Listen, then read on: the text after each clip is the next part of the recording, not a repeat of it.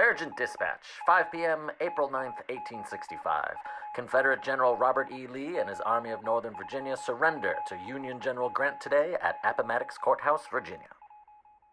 Hi, my name is Dan King, and I'm a tour guide with DC by Foot, and I'm here to tell you a little bit about what happens in the days leading up to Lincoln's last day. But today is April 9th, and that is often seen as a very important day in the history of the Civil War because that is the day when Confederate General Lee will surrender his Army of Northern Virginia to General Grant. But what happens before that, and why is that event so significant? Well, we sort of rewind the clock a little bit to July 4th, 1863. Lee will lose the Battle of Gettysburg and begin his lengthy retreat back home to Virginia. And on the same day, July 4th, General Grant will finish or complete his siege of Vicksburg, thereby allowing the Union to control the entire Mississippi River.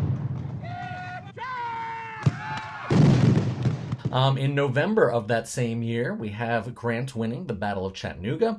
This will now open up the state of Tennessee to Union control, the entire state.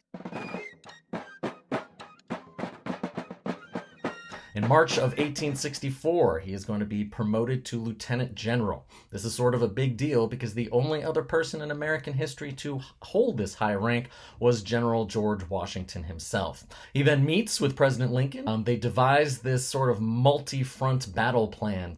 Grant's part of this will become known as the Overland Campaign, and it doesn't go very well for Grant at first as he tries to take the capital city of Richmond. He will engage Lee several different times in several different battles around Richmond and beyond in the suburbs, and Grant will lose a lot of these battles. Despite these heavy losses, General Grant will persist, and he will actually set up a siege of the city of Petersburg, just south of Richmond, a siege that will last the next 9 months. Now, also during this time, 1864, Atlanta will fall to General Sherman, as will Mobile Bay, Shenandoah Valley. This all sort of happens in succession leading up to Lincoln's re-election. And actually, these wins really helped him win that re-election, as well as support from the Army itself.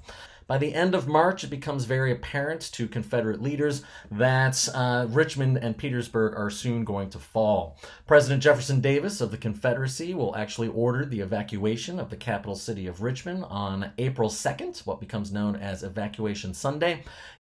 Now, as President Jefferson Davis flees south, General Lee will actually head west.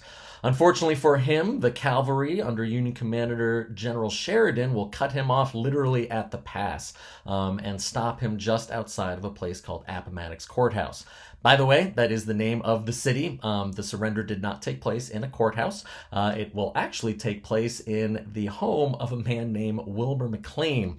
And he's sort of a fascinating story as well. He is present both at the beginning and the end of the war. His farmland is actually where one of the first battles break out back in 1861, the first Battle of Manassas. He is so fed up and so distraught with the war that he moves south to escape it, and then the end of the war ends up literally in his living room. Now, as Lee realizes he is cut off, he is wondering what he can possibly do. He's not looking forward to the prospect of surrender. He's actually thinking of fighting it out to the very last man. But it's his right-hand man, a man by the name of General Longstreet, who had sort of taken over the role once Stonewall Jackson had died. But General Longstreet had been a friend of General Grant. He tells Lee that he knows Grant, that he considers Grant to be a very honorable man, and that he will agree to honorable surrender terms. So Lee is convinced and arranges a meeting with Grant. Now, once this meeting takes place, it's obviously very awkward for both men indeed, but the terms of surrender are everything Lee probably could have hoped for. This is very much in the sense of what Lincoln wanted. As he states several times, he really wants to bind up the nation's wounds. Now, this means that the war is over, sort of. General Lee was by far the South's most capable commander, and the surrender of his army is a huge death blow. But technically, likely the war will continue. In fact, there are over 175,000 Confederates in the field still in various armies surrounded in the South, especially out in Texas and in other places. So the war is not quite over, but Lincoln understands that with the fall of Richmond and the fall of General Lee, it's pretty much done.